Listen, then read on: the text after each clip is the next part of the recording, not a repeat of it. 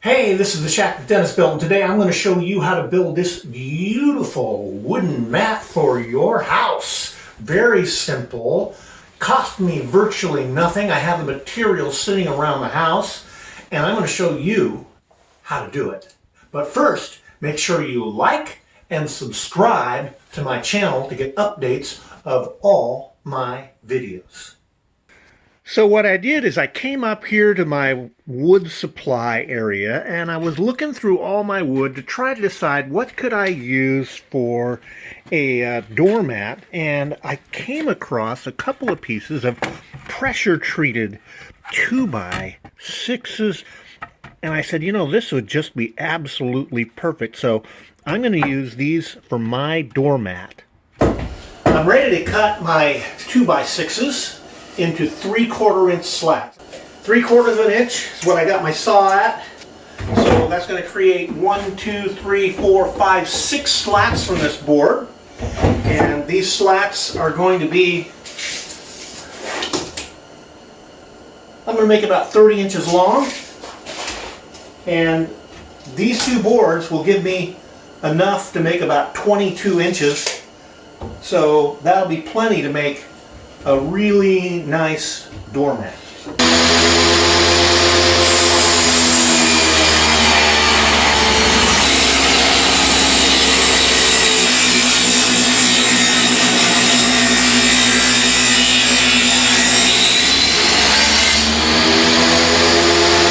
Now what I'm doing now is I'm flipping the slats to get the best side up.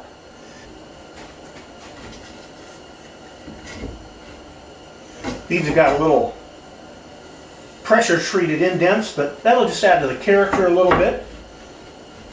We'll mix them up.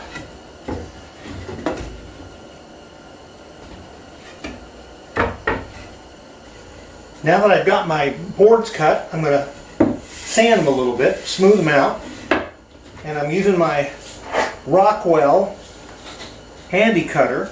Got a nice little sanding thing on there. I find that that's a really nice sander, and I'm going to sand these, make them nice and smooth.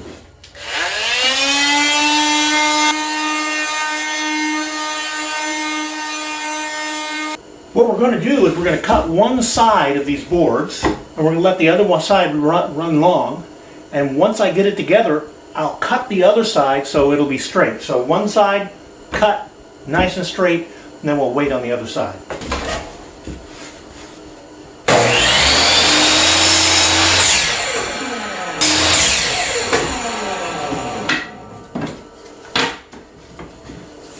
I'm ready to stain. I'm using this wiping stain, golden oak, water-based, and I'm going to stain all 4 sides of it.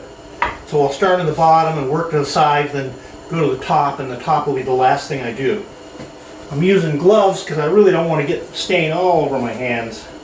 Probably going to anyway, but here we are.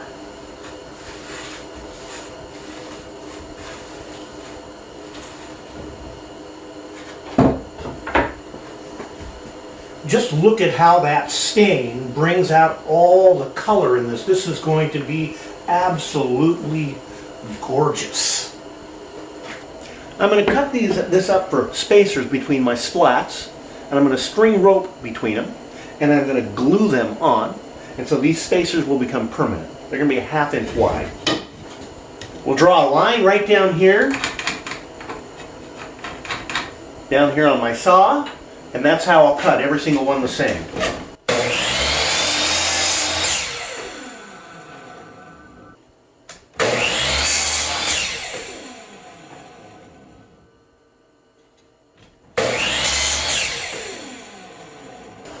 I'm going to place my spacers in between the slats. Drill a hole. And run my rope through that hole. I'm getting ready to drill my holes through my slats, and they're going to be at 10-inch intervals, 10 inch, 10 inch, it's 30 inches, so 10, 20, 30 inches. And so I've got my jig up here. I don't have one of those really fancy drill presses, But I've got this little funky thing I bought from Harbor Freight a number of years ago, where you put your drill on here, and it kind of has the same effect. So I've got my jig set up, put my first piece in there.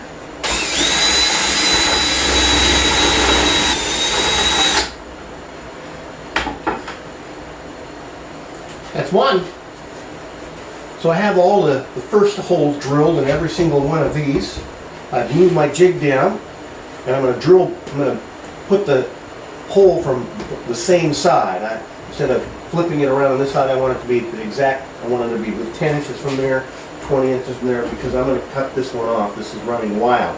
So I'm ready to start on this side here, put my 20-inch hole.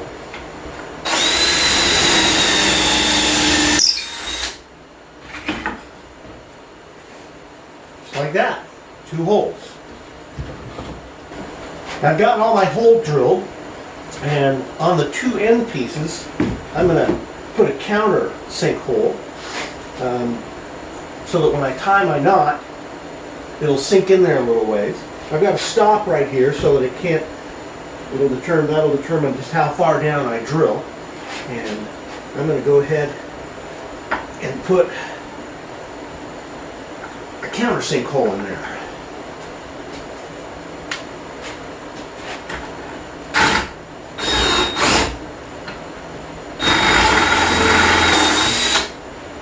And I'm just using a regular drill to drill a hole here. My next task is to string these and glue them together, giving myself enough rope for each side.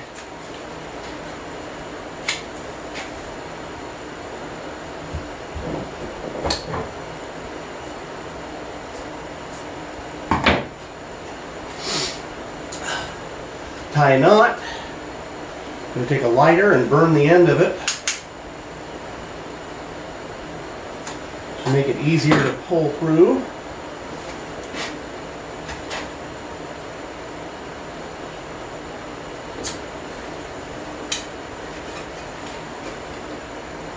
So you see how that sits right in there? Very nice. We're going to cut it off now. And we'll burn that.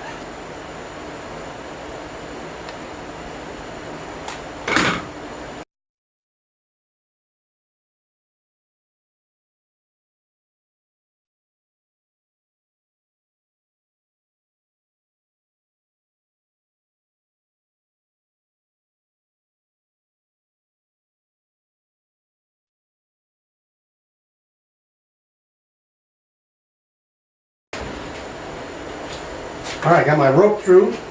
Got this end nice ended up. This ended up, so it's nice and square. We'll eventually cut that end off. All right, now I'm going to clamp it to get that glue an opportunity to dry.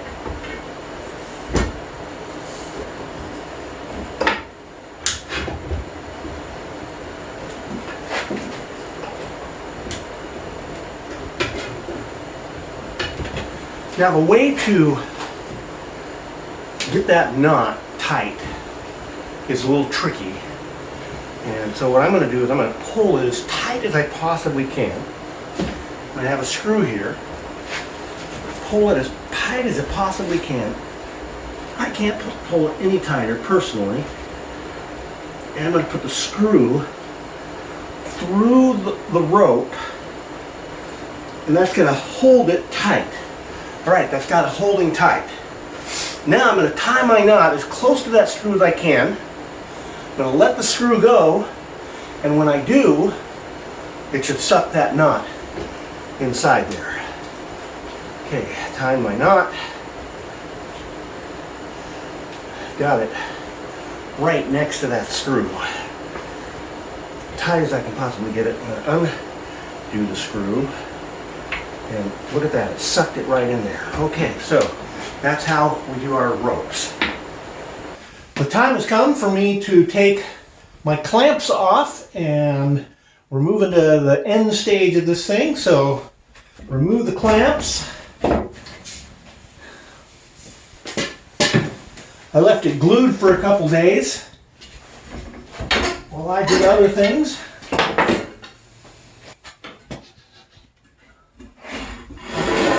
All right, so that's what it looks like. And now we're getting ready to cut it. I'm going to bring it over here and I'm going to cut this side over here.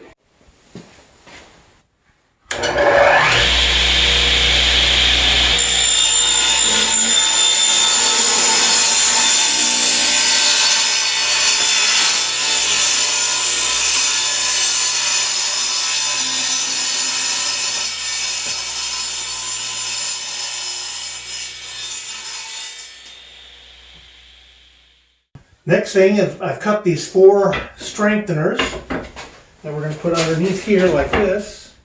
And that's going to give this mat its strength.